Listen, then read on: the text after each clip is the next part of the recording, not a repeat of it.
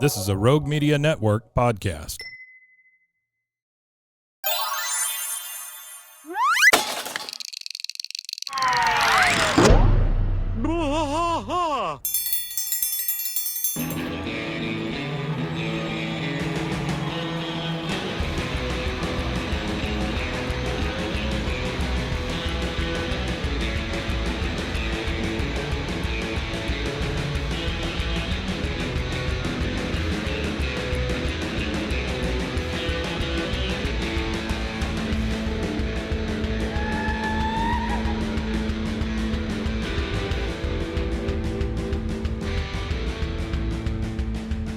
I trash fight all through the night, deep in the heart of Texas. The trailer park is nice and dark, deep in the heart of Texas. That drinks his brew and he spits his chew, deep in the heart of Texas. The TV blares, but no one cares, deep in the heart of Texas. Here we go!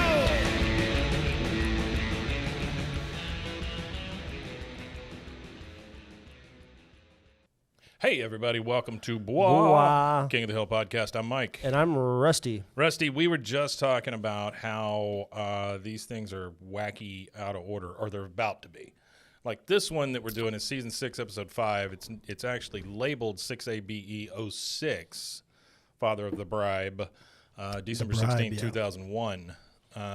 But you were saying that going forward, they're way out of there's some that are way out of whack order. So once you get to Season 6, Episode 10 and 11 of Season 6, their production number is 5, ABE 21 and 20. So they were produced for Season 5, which by that point you're, 11 weeks away from Season 5. Yeah, it's got to be really hard to keep continuity that way, because I would imagine you have to go revisit it because there might be stuff that gets mentioned. Well, that's why there's a lot of that's why you're able to find so many continuity issues in different areas and things with different stuff in the show. It just seems like that would be really hard to keep up with. Yeah, I agree. No, I think so too. But, all right, this is Father of the Bribe. Yep, Season 6, Episode 5. December 16, 2001. We have Zero Bell, Zero Yell. 2002. Is it? Yeah, this is January 6, 2002. This is actually our first episode in the year 2002. It's now 2002. But it's December or January? No, it's January. January, okay. The last episode that aired was December... It was like December 6th or something, 7th or something like that. 16th. Okay. So it was December 16th, 2001, and that was the Jimmy Carter episode. This one's January what? January 6th, 2002. Okay, 6th, that's what. Yeah. Yeah, little did they know what January 6th would mean in the future. Yeah, written by Dean Young and directed by Cyndi Tang Loveland. Oh, really? Yeah. Do you know who she is? Or they are? Not anything deep off the top of my head, no. All right, so we start this sucker off at Tom Landry Middle School. We see the sign that says 48 days without a dress code violation. So that's good. There you go. That's nice. We see the basic math on the door. It opens up. Bobby comes out. Then we see the honors math door open up. Connie comes out. They meet in the hall and they hold hands. And Bobby starts with, "I'm sick of only seeing you in between classes. I am this close to cracking open a book and taking honors English." He's that close to cracking open a book. I think it's funny that they're in the same grade and there's no class that they have in common. She's way smarter. Connie says, "Listen." Well, I'm just talking more about the small town thing in Texas. Yeah. Well, that's true. Even the honors kids had a lot of the same. They classes. had some of the same classes because. The only honors classes that they provided at my high school was English and math. Mm-hmm. Once you got to a certain grade, it was just the only two, and it was just because they would have somebody come from MCC, they'd have a math dual professor, credit kind of thing. Yeah, and they would do an AP credit course kind of thing. I did honors art. I taught honors art. Oh, okay. But that was, I didn't even know that was a thing. Honors art. So what's that for? That's for the kids who are having aptitude for art. Yeah. Who want to actually do art. They want to do something past that. They want to be part of the state competition and all those kind of things. It was a competition called VACE here in Texas that we would take our artists to. And it's not just art; it's all kinds of things. But it is like basically a certification and a competition for best in the state kind of thing. Yeah. So that was fun. The nice thing about honors art is you just buy them a bunch of supplies and sit there and make sure nobody dies. That's pretty much Yeah, that's probably they probably know what they want to do. Just give them a project and they know what they want to draw, kind of thing. Yeah. Yes. Well, I had them support, or I had them make up documents saying what it was about and how they were going to present it and all that stuff. Yeah, so they had to do all that stuff, and then I just kind of let them go. Yeah, it was kind of like we didn't have like honors art, but they had art all the way out for seniors. Yeah. So they had like art 1, 2, 3, 4 kind of thing, and you had to take art 1 to be in art 2, so you couldn't just jump into random, So they had different like progressed stages. So by the time you're in art 4, there's like 5 kids in class, and you get to use all of it. You get to use the kiln. You get to like do things that you didn't get to do in art 1 or art 2 or art 3. We had a kiln. Well, see, nice. our art had all our art department had all that stuff too, but like they didn't want the regular, like they don't want just the goofy kids in there cutting up. Sure. You could draw and paste and do all that, but leave the kiln. Once you get to like art 3, we'll start exploring the kiln kind of thing. Like I said, first thing I do the first thing I did when I took an art job is I threw away all of the glitter, and then I cordoned off the kiln so not just anybody could get in there and mess with it. Because I don't know if you know this, those things get hot. And then you'd find all kinds of like stuff in there, like burnt chicken. Oh, they nuggets. always want to blow things up. Put a hole in it, that kind of stuff. All right, so Connie comes over and holds his hand. She says, "Let's not waste these 2 minutes talking about what can never be." The teacher, the teacher in the hall is obviously the same guy who does either Clark Peters or somebody. Oh, they're all. His voice is about the same, That guy. He says, "Hey, you two, the school policy: no violence, no affection." No violence, no affection. Well, I mean, it's well-rounded. It's well-rounded. It's a fair thing. It's a trade-off. All right, and both go to the opposite classes whenever the bell rings. Now we're at the Hill House. The paper boy comes by, which is something you don't see anymore. Nope. Or the paper person, paper kid, whatever you want to call it. Throws the paper. Hank picks it up. He looks at it, and then he sees a shadow behind him, and he realizes it's Dale on his friggin' roof. He goes, "Damn it, Dale, you stealing shingles again?" He said, Probably no. so. Yeah. He goes, "No, I got a pirate radio set at the swap meet."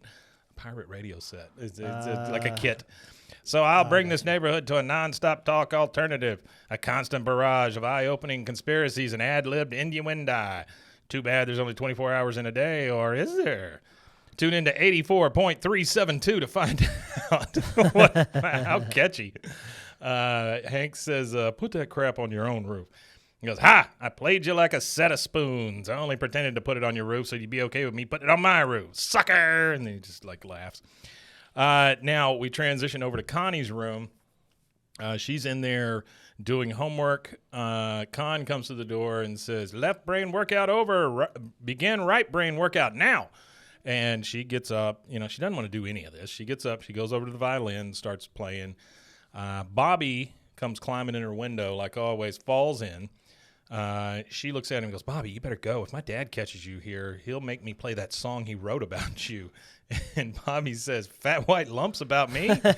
"Connie, you need to relax. I brought my Game Boy." Her dad's awful. Fat white lump. That's good. He shows her his Game Boy, and they both just kind of groan. She goes, "I have to practice. There's a new kid from Archer City who's gunning for first chair, and they say he really knows how to bring it." So she stops playing, and then from the other room, you hear Con, "I do not hear beautiful music. You think Yo-Yo Ma's father had to yell at him?" Then she turns on the radio that has classical music playing, and it sounds kind of like she's playing the violin. Yeah. Con is putting in the living room. He's practicing his putt. Min is sitting there. But then you hear it go into a full orchestra, and she doesn't catch it in time to turn it off. He shouts. He comes in there. He sees Bobby going out the window, and he goes, "Fat white lump!" Fat white lump. Fat white lump. Yep. All right, now we're in Dale's basement, or the pirate radio station, as it were. And he says, "A nefarious government plot to store our nation's silver supply in our mouths. Children, I implore you, rip out your fillings." I mean, God, what advice. That's tough. That's his 24-hour Gribble Talk, serving the entire Tri-House area. Tri-House. Hank and Peggy are kind of listening to it. Peggy says, Dale is a terrible radio personality. And Hank has a point. He goes, hey, we're listening to him. He must be doing something right. Yeah. Well, I guess so. Oh, this is awful, but you're sitting there only listening 3 to houses. it. Yeah. It kind of reminded me of that.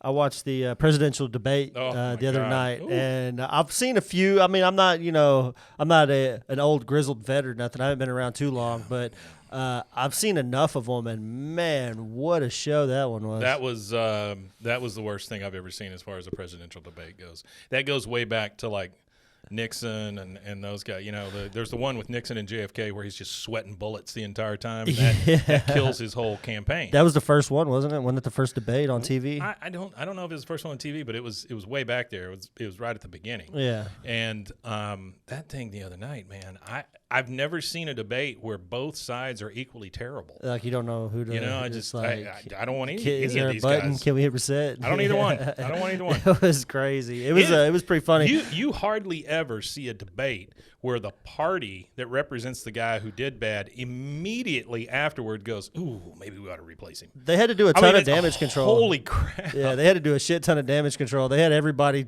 I think even Obama released a tweet or something He saying, did. He said, I'm sticking with him. Well, he said I'm sticking with him, but he said I've had bad. Everybody has bad debates. Not like that. And then the one that killed me was the comparison between the two debates. So they had a debate from when Biden ran, I guess, in 2000 and whenever it was. And it was night and day difference how much he's aged in the last 4 years being president. It's a so lot, kinda, man. it's a tough is job. Yeah. It is a tough job. It takes a lot out of you. I don't know that you have any true power, but it is a tough job. Yeah, he doesn't need to do it. Oh, yeah, and the highlight of it for me was the I hit the ball a bunch or something, and he's like, he can't even hit the golf ball 50 yards, and then Biden said, well, I've got a 6 handicap. It was like 20 minutes of golf talk, basically. That killed me. And then Biden challenges him, I'll challenge you to golf. You just got to carry your bag. Can you do that? And then it's like, what the hell am I watching? Two old men fighting about golf. It was great. I mean, it was great. God, I can't wait to see what SNL cooks up. All right, Bobby runs in, and Hank goes, if you ran that fast at baseball tryouts. Nah, he still can't hit for beans. Con comes in with the putter in his hand. He goes, where are you hiding Jethro? Under haystack in living room? He goes, whoa. Hey, I wouldn't allow that non-conforming putter on the golf course, and I certainly won't let you beat my son with it. Beat my son with it. That's tough. Yeah, that's tough. He starts shouting in Laotian. He leaves. Hank's like, yeah, I know. I'm a broiled ox penis. I love that joke. I think that's fantastic that he goes off shouting in Laotian, and he goes, yeah, I know. I'm a broiled ox penis. That is pretty good. I wonder if that's actually like a Laotian insult. I don't know. Now we're back at Khan's house. He is on the stepper, getting his steps in, and Min is on one of those elliptical bikes. And she says, you can't just order her to break up with him, Khan. Teenagers are very rebellious. Big reason I started dating you was to rebel against Papa. He says, I thought the general liked me. No, he never think you good enough. For my sister, maybe, not for me. He says, we leave Laos to make better life for Connie, and Bobby Hill ruin everything. I'm going to find a way to pry our truffle out of that pig's snout. He's very he paints a colorful picture with his words. Yeah, he does. He often does. Absolutely. There's a haystack in their living room. His daughter's a truffle. Bobby's a pig. Next day, Bobby is walking down the street with his backpack. Con pulls up over by him and goes, hey, neighbor, it's the Bobby Mobile Express to school. Boop, boop, come on in. He goes, no, thanks. I'd rather walk, and I don't care much for walking. So you can imagine how I feel about you right now. He says, Bobby, I'm reaching out. Don't leave me hanging, big guy. So then we kind of transition. Bobby apparently got into the car because they're sitting in the Whataburger parking lot, and it is still called What a Burger. What a Burger, yeah. It's not Waterburger yet. Right out of Corpus Christi, Texas. That's right. Yeah. I ate at a P. Terry's yesterday. You ever eat at a P. Terry's? As frequently as I've driven through town and everything, one of the sales reps, I was really near P. Terry's. Yeah. There's like 9 of them as soon as you drive in Austin. Yeah, there's a bunch of them in Austin. I think they're opening them. They're starting to open them a little further south too, down in San Antonio and stuff. I would love if they opened one here. That'd be great. Yeah, I would too. It was good stuff. Yeah, it was a really good. It's It's just a plain ass burger and fries restaurant. It is. That's You know? it. They don't have much else on. I don't even think they have. I think they got a chicken option. That's They have it. some chicken, but not much. Very, very little. And then they very have little like options. 3 or 4 breakfast things that they'll serve too. And it's just usually a 1 patty, 2 patty, 3 patty burger situation. Well, now you can order pea scary, which is off the menu. Okay. And it has 4 patties, 4 cheese. Oh, I've never heard of that. Peppers, all the. Well, the first thing I did when I walked in there, I looked up P. Terry's secret menu. You know, because I figured it was kind of like an In-N-Out thing or whatever. But I tell you what, those fries. I liked it. Damn good. Yeah, one of the sales reps had suggested it to me, so I went and ate. And their Dr. Pepper mixture seems like kind of like Coke at McDonald's. Yeah. Their Dr. Pepper was phenomenal. It was like a really good drink. Real cold. The burger was real fresh. I had to wait a little longer than I'd care to wait, but I think it's because they don't make it until you actually order it, kind of thing. So I'm just going to say this. You know, most of these restaurants you walk into, they have like 19 options or whatever. Way too many. You options. don't need it. Nah. I need like 4 things. That's it. I want like no options. I just want you to have one item on your menu for me to order when I get there. And then this place, what really struck me. Their dessert option, banana bread. That's it. It's so weird. Yeah, it's just a banana bread. It is really weird. Their fries are loaf good too. It's gigantic. But I've learned they hand cut all those. Over eating there as much. Like the few times that I have, I learned real fast. The second time I ate there, I told them fry them twice, like fry them hard. Really? Yeah. And they come out way better when they're not as crispy when you first get them. They're a little. I just love that they're in that little bag and they twist it up at the end and all that stuff. You know, it's just cool. Mom and pop feel to it. I would 100% go back there. So they're sitting in the Whataburger parking lot. Bobby has an entire tray of food he's eating out of. It almost looks like it came as a meal of some kind in a box. Con says, you and I may have many differences, but we do have one thing in common. We both want what's best for my little girl. I just wrote down Bobby, lots of food. Yeah, Bobby's a big eater. He says, that's true. Con says, I'm glad to see we're on the same page. So here's $300 to break up with Connie, which is, oh, man, that's shitty. Bobby says, save that money for our wedding. That's right. Steve Harvey isn't going to fly himself in from L.A. What's amazing to me is that Steve Harvey is still around. Yeah, and still relevant. And, he's flourishing. Yeah. Freaking Family Feud. Who knew? Well, you know, that's one of the reasons why he hasn't done stand-up comedy in 20 years. Oh, I don't doubt it. Is because, well, no, not because of that. The reason why this was him. He came out and said this because people have asked him before because he hasn't touched stand-up comedy. Once he broke into TV, he hasn't touched stand-up comedy since. But what a lot of people don't know about Steve Harvey, people that have listened to his stand-up, he wasn't always clean. He wasn't always the cleanest guy. Was not. Yeah. Well, I think Kings of Comedy, he was in that, right? Yeah, yeah. And he did a little bit spicy. And there was some real spicy stuff in that, especially Bernie Mac and stuff like that. But Steve Harvey didn't do anything for 20 years because he can't say what he wants to say when he's doing stand-up. And in his mind, he was like, well, if I can't say what I want to say for fear of losing all this TV money, which the money's better in TV than comedy, he just decided, well, I won't do it. And he goes, when I do it, I am going to say everything I want to say and haven't been able to say. You get to stay in the same place all the time. Yeah, he likes being. He likes sitting still at home. Like he likes being in town at home and stuff like that, not traveling. I mean, comedians.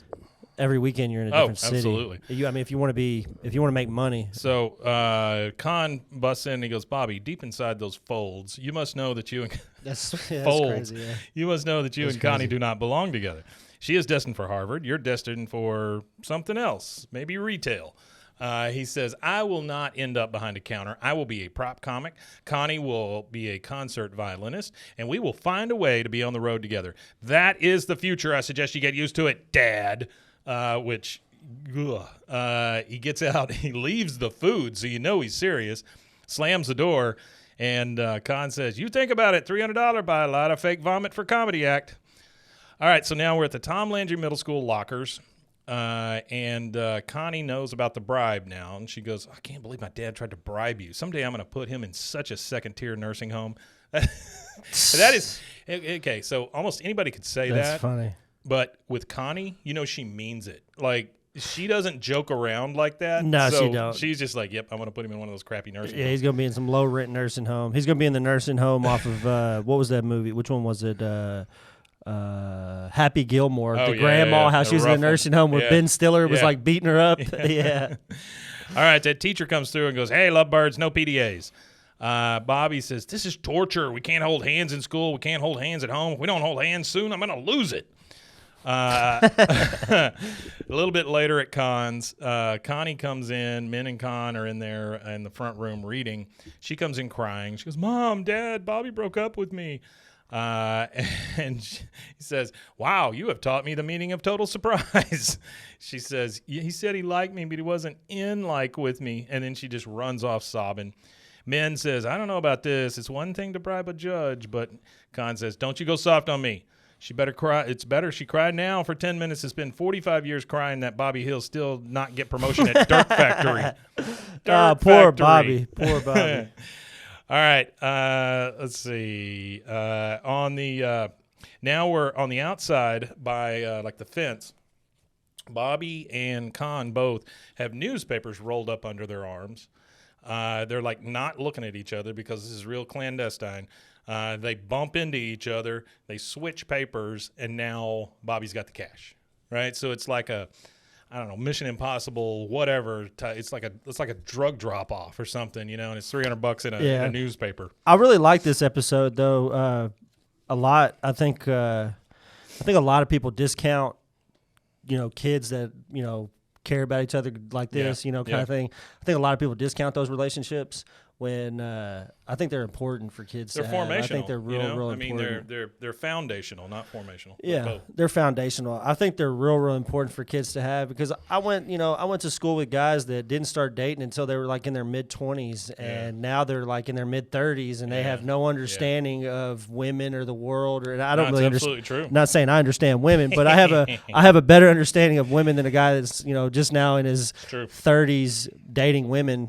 Like asking me advice on asking me exactly why are you asking me advice? Like, I know what I'm doing. The only thing I can tell you to do is not get married 3 times.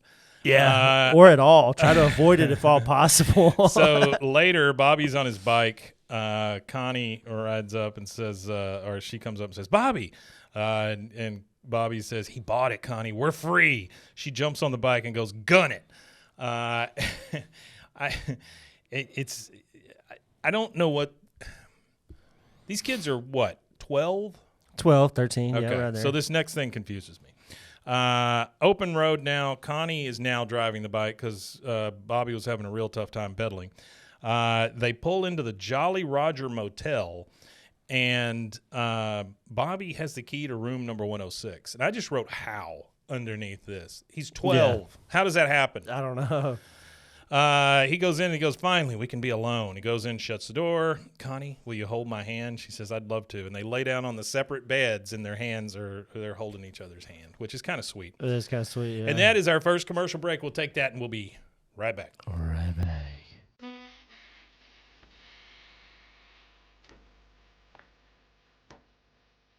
Ned Hillsdale, a hard-drinking, foul-mouthed ex-cop turned private detective in the city of Chicago.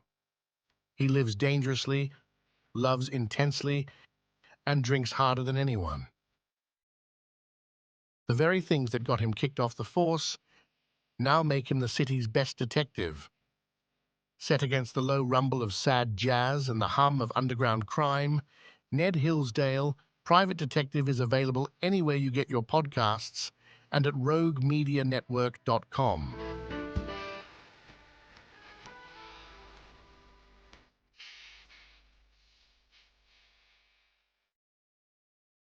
All right, and we are back. They are still in the separate little twin beds holding hands. Bobby says, "If your dad knew he paid us $300 to hold hands and look at ourselves in a mirror, he'd go crazy." Now, the mirror's on the ceiling, by the way. Yeah. Connie says, "Good. He doesn't care about me at all. All he cares about are my stupid grades." And then she gets out a book, and she goes, "Let's see how my dad likes it when I'm too sad because you dumped me to pass my bio midterm." I mean, what a threat. Well, it is a threat. It is a threat. For her, it is, yeah. Bobby says, "You're going to fail a test on purpose? You have never been more beautiful to me than you are right now." All right, now we transition over to Dale's basement. He's on the radio again. There's an ashtray just full of butts. He's "After 60 hours on the air, folks, I have to apologize. The last caller was not the real Spiro Agnew, although he did make some cogent points. It's live talk radio, people, working without a net here." The guys in the alley are listening to it, Bill and Boomhauer. He goes, "All right, our next caller is from nearby McMainerberry. Oh, it must be a windy day." This is quite an honor. Former Soviet Premier Leonid Brezhnev. I think he was dead at this point. I'm pretty darn sure he was he dead. died in 1982. Yeah, there we go. He was, Leonid Brezhnev was the general secretary of the Communist Party. That's right. And he was the chairman of the Presidium of the Supreme Soviet from in the 60s But he's and calling stuff. from nearby McManerbury. Yeah, he's calling from nearby in the year 2002. 2002, that's right. Yeah, he'd be Only dead 20 for, years after he was dead. Yeah. All right, so now we're at the Hills. It's at the breakfast table. Hank is looking at Bobby's report card. He goes, a C, C+, 2 B minuses. You really did it this time, son. You set realistic goals and you reached them. Way to go. He's just like, this is the best you've ever done, Bobby. Peggy says, well, grades like that, you could become governor and then president someday. That is a direct dig at Bush. Because remember how they gave him all the shit about having bad grades, and yet he still got to be president because of his dad. And all that stuff. Yeah. That's a direct, because at that time, direct. We hear Con scream, and then That's Bush you're talking about, right? Bush, yeah, huh? Yeah, because he would just voted in around this time. Yeah. Yeah, he against all odds became president. Yeah. Shouldn't have been at all. I don't think. I think get that it. was. I think that was some of that CIA director stuff there. It's just like you could go all the way back to JFK. Yeah. Like, because I was listening to this whole podcast thing where they were talking about, they were tying all kinds of conspiracy theories, starting with LBJ killing off JFK, Yeah. and they intertwined it all leading up to George H.W. Bush losing to Bill Clinton. It's hard not to believe some of that stuff, because there's just so much evidence. Oh, that people discount it immediately. It's crazy. And then, like, the RFK thing, how Saran was the guy who supposedly shot him, but the shot that killed him on the coroner's report was a shot behind the ear from 1 inch away. When Saran, all of the witnesses say he was never behind RFK to shoot him in the neck. Yeah. So, like, they saw a lady in a polka dot dress running away from the scene, and they say that the woman was yelling, "We killed Kennedy." So there's, like, all these, I don't know, there's all these different conspiracies that I wasn't even aware of. And tragedy plus time equals conspiracy a lot of the time, because there's lots to go. All right, so we hear Con scream, and then we go over to his house, and it says, an F? A minus is unacceptable in this house. Even regular A we're not so crazy about. What's going on? She goes, I'm so upset. I can't concentrate. The frog I had to dissect was looking at me just like Bobby used to. She goes, but don't worry. Pretty soon I'll be getting much better grades. They're taking me out of honors bio and putting me in a life skills class. Oh, shit. And Con's like, ah! And then we're back over the Hills, and Hank says, there it is again. Like, he hears this scream, and he's just like, okay. Oh, there it is. Ooh. All right, so now we're in class at Tom Landry Middle School. They're now both in the same class. There's a teacher up front, and he is talking about this giant ear. That's the big, giant plastic ear. Now, the proper way to clean your ears is to gently swab around the rim, puncture the eardrum, and you'll hear a pop, followed by a lifetime of silence. A lifetime. She says, is this it?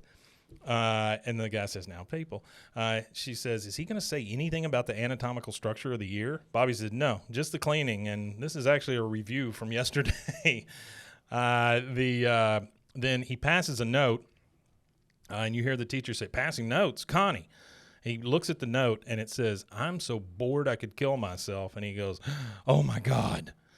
So right here, we probably need to say something about this, because I guess, we could do a little trigger warning. if you got a note like that passed to you, I understand this teacher going kind of ballistic on it, because you overreact to this kind of stuff because you never want to underreact. And that's the funny thing about this show is this is actually written at a time where there was a lot of underreaction going on about that kind of stuff, especially 100%.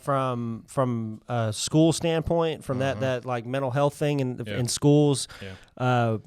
It was still in 2002 was still a lot of the good old boy mentality for a lot of men. There was still that stigma on talking about your problems and stuff like that, which I feel like has been kind of shattered a little bit now. A little bit, yeah. It's still it's there, getting but a little better. bit. It's getting better. My son talks to me about how he feels, and my dad never. I never talked to my dad until I was a grown man about feelings at all. So the fact that the next generation is doing it, hopefully it helps them, because I know that for men our age or older, there are, or even 25 and up, there's high incidences of suicide and everything like that. Yeah, so absolutely.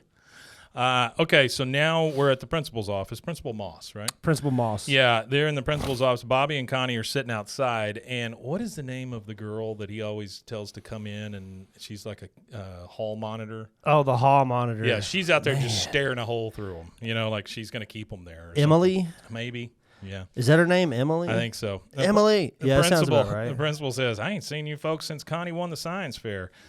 Well, things have gone downhill since then. We think she's suicidal. And Min's like, no. The teacher says, I caught her passing this note to Bobby. Yeah, it's Emily. It's Emily for sure. Yeah, When the principal says, I got to make sure your kids aren't planning some kind of a I jump, you jump Dungeons and Dragons crap. I like that. That's good. So he passes the note over to, oh, by the way, Hank and Peggy are in there too. Hank goes, this isn't a suicide note. Connie's just bored. And the teacher says, I hope this is just a harmless note. It's possible that Connie, for some reason, just wasn't interested in my ear hygiene lecture. But isn't it more likely that she's a deeply troubled little girl and this is her cry for help? Con says, Connie don't need help. She's perfect. That's why we love her. The teacher says, perfect, huh? I noticed Connie's grades have been slipping. That's often a warning sign. And then Min looks at him and goes, Con, you know what this is about. And then they speak Laotian back and forth. And I read about this. Laotian speak is just gibberish. It probably is, but then at some point they say Bobby. Then the other one says that's Bobby. That's the only coherent words they say throughout. Yeah. And that's what the trivia tidbit says. The only thing that is coherent is Bobby. Everything else is gibberish. Con says, okay, it's because Bobby dumped Connie. Hank says, what? They broke up. Did you know about this? Looking at Peggy. Peggy says, Hank, I am not on trial here. Why does she immediately go to that? Yeah. Con and Min are, and possibly Bobby and Connie, but not me. Can I have some water? Con says, it's all my fault. I never think he good enough for my little girl. Now I realize Bobby Hill, the only thing keeping her alive. The principal says, of all the kids you march in here, Peterson, you finally got one right. That one's a little rough, that you finally got one right, because that means the principal thinks all of it's BS until this one. Yeah. Okay, so now outside the door, Bobby says to Connie, we're going to have to get that $300 back. Or Connie says that. Bobby goes, we've only got $280 left. Where are we going to get $20? People start coming out. The Hills come out. He goes, well, thank you, Carl. And then Connie goes up to her parents. Mom, Dad, I'm so sorry. Con says, no. All your mother and I ever want for you is to be happy. Min says, that's why we push you so hard. Con says, and now you're not happy being away from Bobby Hill. Min says, so we push you right back together with him. Connie says, oh, yeah, if I'm back together with Bobby, I won't want to kill myself. And Con says, perfect. Tonight I take everyone out to fancy Italian dinner at That's Amore. Then he says, I always have very strong feelings about Hill family. Now those are of love. There you go. Good saving face. Bill and Boomhauer are again in the alley listening to the radio. Dale says, all right, let's see. I told you about the sperm lowering soft drinks. I told you about supercuts cataloging DNA. Oh, I'm running dry here. Wait, is there any concrete evidence that Hawaii actually exists? No, I already covered that. Does anyone remember the Drifters? Then he starts playing Under the Boardwalk by the Drifters. We go back over to the Hill house. Hank's putting on a tie. Peggy's getting dressed. Everybody's getting dressed to go out to this fancy dinner at basically Olive Garden. Hank says, all these years, Bobby wasn't good enough for Connie. Now suddenly Con's kissing our asses like the paper boy at Christmas time.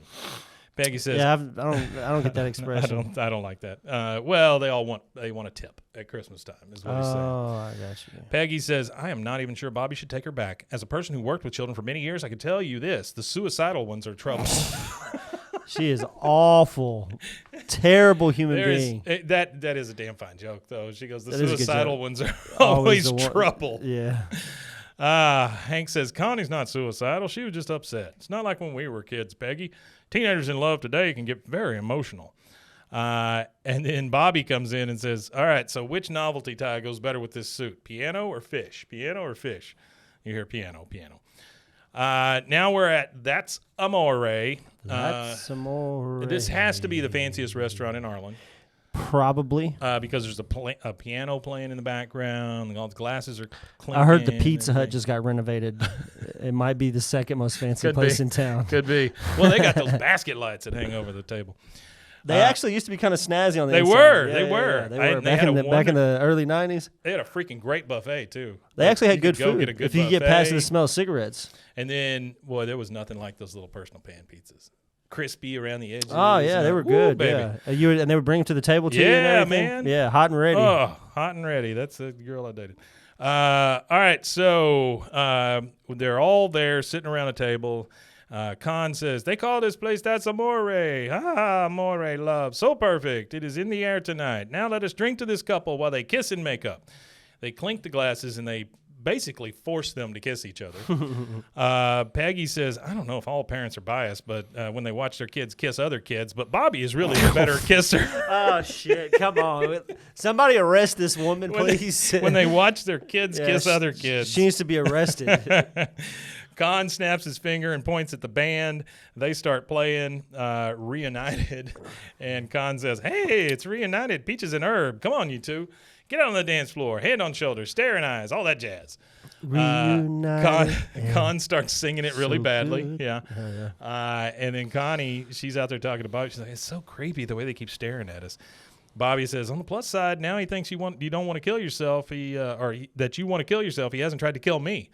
Then they just kind of groan. The parents are watching. Peggy takes a picture with her disposable camera. Then you hear from Con, I must say, Bobby is very light on his feet for a boy of his shape, like a young Jackie Gleason. Then we get Min. What Bobby doing tomorrow at 6? I scheduled Connie for a Bobby block every night this week. She gets out her little PDA, right? Like, you remember the little personal assistants that had the pen and they were green and, you moved all the stuff around? Not to be confused with public displays of affection. Sure. She says, I put a Bobby block in every 6 o'clock every night. And Peggy, not one to be outdone, pulls a calculator out of her purse and starts poking on it with a pencil and goes, let's see. Yeah, tomorrow at 6 it is. It's like she just doesn't want to come across as somebody who doesn't know how to use technology. All right, the kids are getting in the van with Con. This seems to be another night. Also, Hank is there. So it's Hank, Con, Bobby, Connie. Con says, Monday was a roller rink. Tonight we see Bathtub of Blood 2, starring Julia Roberts' brother. So they get in the van, and you hear the radio. It's already on in the van, and it's Dale. Dateline Harlan, what young couple, her hot parents and his parents were seeing canoodling over noodles at Chow Mein. That's Main, 6325 North Main Street. All right, so now we're at the drive-in. So they went to see Bathtub of Blood 2, starring Julia Roberts' brother at the drive-in. Yeah. Hank and Con are in the back seat. The other two are in the front seat. Con says to Hank, hey, Hank, how about you and I mosey over to refreshment stand for a long time, leave the lovebirds all alone, kissy, kissy. They get out. They leave Bobby and Connie in the front seat. Connie leans into Bobby. He thinks she's going to kiss him. And she says, I thought they'd never leave. And she gets out a book. Yep. He goes, what are you doing? First time all week we've been alone and you're doing homework? She goes, I'm not going to get into Harvard watching slasher films. Bobby says, you always hated when your dad made you study, and now you're doing it behind his back? Connie says, Bobby, I don't overachieve because my dad makes me. I do it because, well, there are some very complicated psychological reasons that I don't quite understand because you keep talking. Bobby says, is it me or is it getting a little nerdy in here? Now we see over at the snack stand, Con and Hank walking through. Con says, thanks for paying for the milk duds. Hank says, well, just getting you back for the steak and lobster. Not sure that's the same thing. He paid for milk duds. He paid for steak and lobster. He goes, hey, try putting some of those duds in your popcorn. It's wild. Like that is Hank's wild streak right there. You put some chocolate in your popcorn. Oh, yeah. All right, melted chocolate. It's wild. All right, we're back in the car. Connie says, Bobby says, can't you stop talking about school? I wish Joseph was here. Now, there's a guy who enjoys watching a good stabbing. Connie says, well, I wish my violin was here. At least I have something to carry on an intelligent conversation with. I mean, they're having an actual fight here. Bobby says, I wish it was here so I could throw it out the window. She says, I'd like to see you try. It'd be Bobby Hill's last movement. He says, huh? She goes, you don't even get it. It's a music joke. Movement? He goes, oh, my mind went right to poop. She says, it's always poop with you. The two fathers come walking up. Con says, why aren't the windows all fogged up? And then on the inside, they're still having the argument. Bobby says, my God, what happened to Mrs. I.P. Daly? I checked into the Jolly Roger with. She says she doesn't want to have to pick a medical school based on what clown college you get into. Con and Hank are back. They get in, and then Connie runs off. And he looks back at him and goes, do something, you killing her. And so she runs off into the night. And that is our second commercial break. We'll take that and we'll be right back.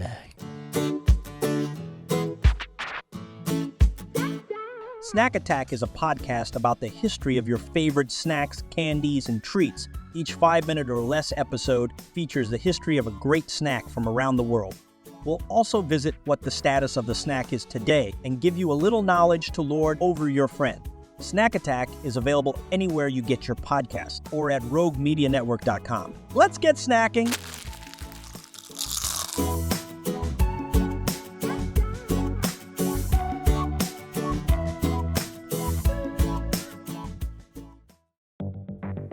Step into the unexpected with Cultastic, or How to Start a Cult Without Really Trying. A podcast where cult creation unfolds in the most unpredictable way. Join us on a unique journey into the world of theoretical cult formation.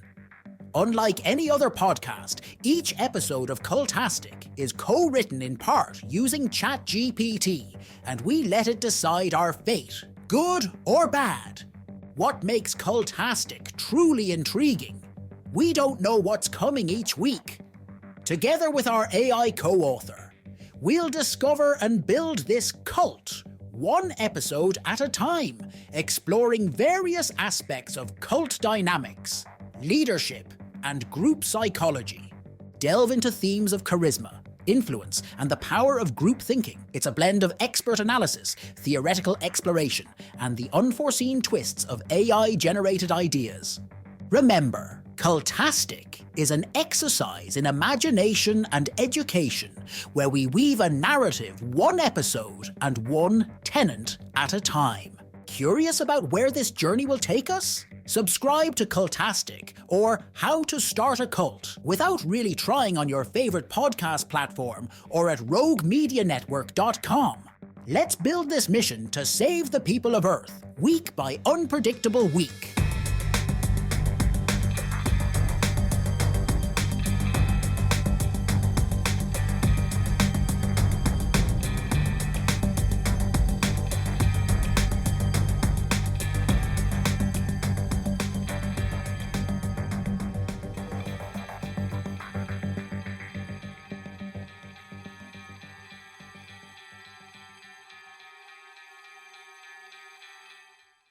All right. And we're back. We are back.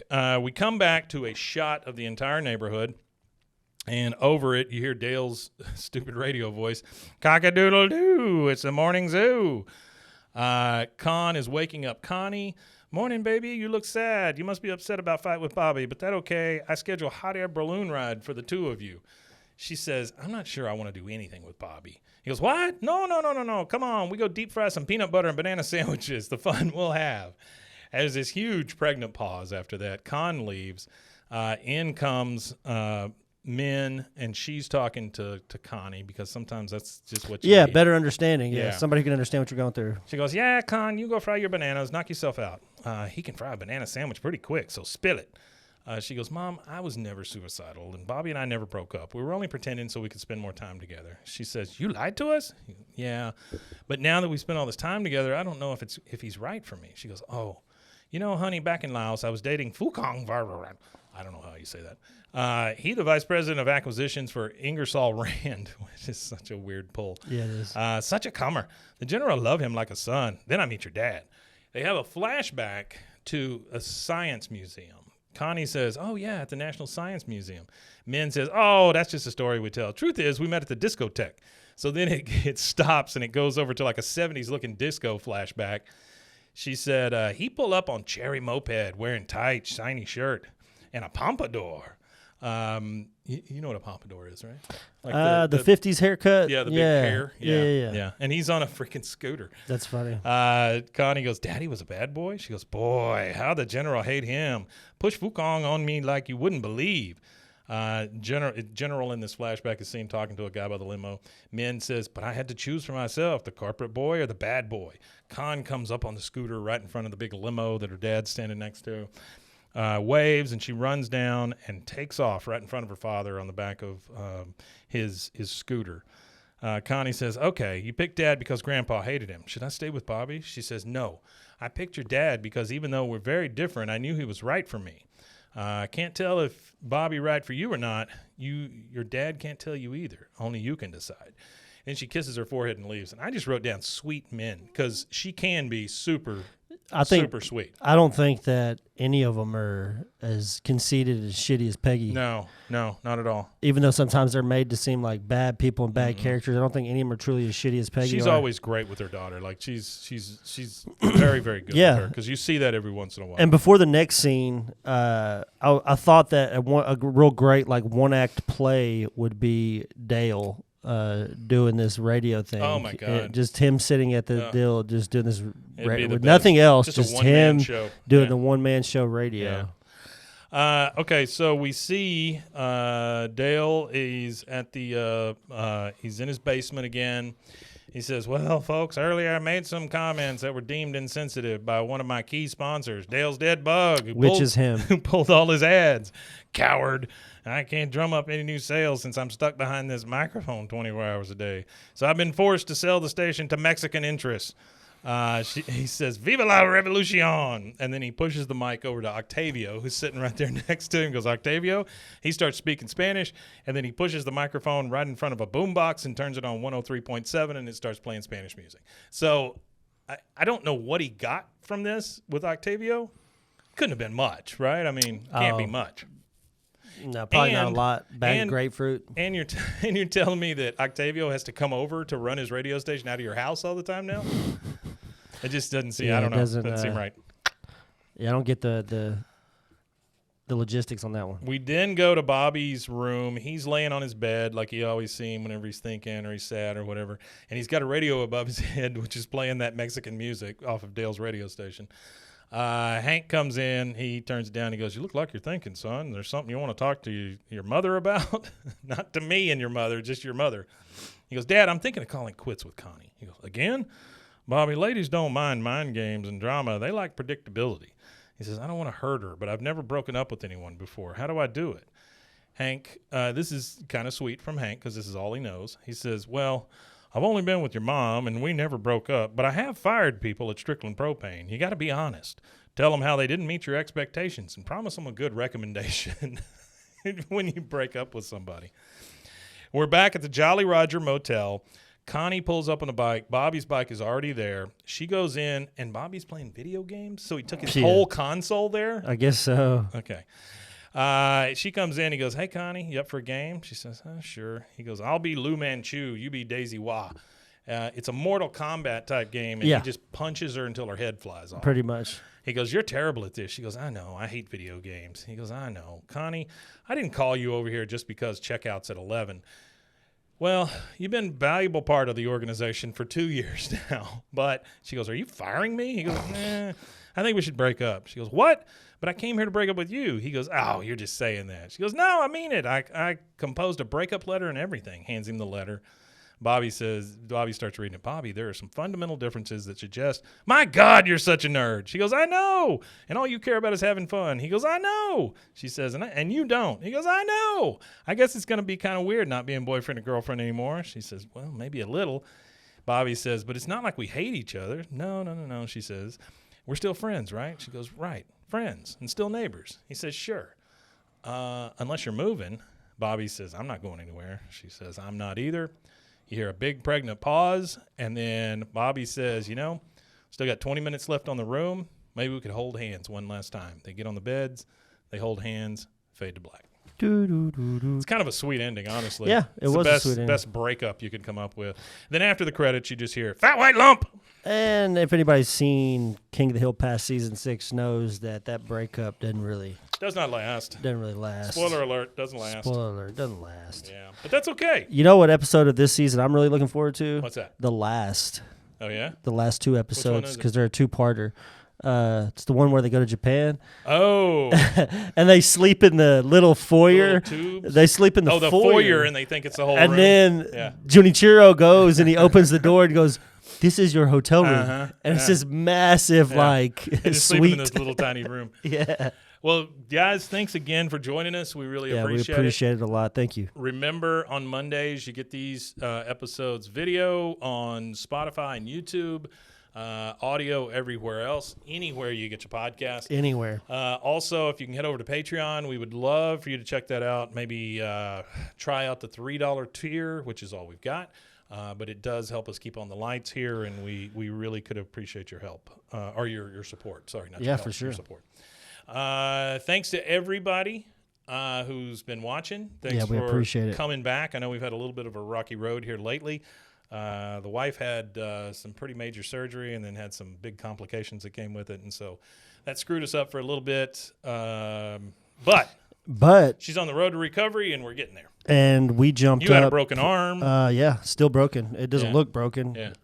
Visually, but it's definitely still broken. Mm-hmm. And we also jumped up 100 places on the United States of America TV Reviews Apple Podcast chart. We were at 213, and now we're at 113. But we jumped up 100, so not bad at all. Thought that was cool. I was telling you that last night I went to see a live podcast. It's called Old Gods of Appalachia. And those folks put on a hell of a show. Two musical artists, in addition to... Did you get any of their contact information? I did. In addition to one of the stories that kind of complements what they've been doing, and then one brand new story. Yeah, we got to get to Austin. Really cool. I think that's what we need to do. We need to find some stuff in Austin and start moving these podcasts down there. I got a thing for us here. I'll tell you about it later. Oh, okay. There's a possibility. Yeah. That'd be cool, too. All right. Anything else? You want to tell them where they can find us other than that? Yeah, you can find us at bwaakoth.com. Send us an email at bwaakoth@gmail.com. And you could also go to our YouTube, youtube.com/@bwaakoth.com, or not .com, but YouTube or whatever. But if you go on there, go like, subscribe, hit the notification bell so you get all the notifications for our videos and our live streams. And that's it. And we'll see you again on Friday for That Ain't Right Friday. Ooh, we Tanya. We Tanya indeed.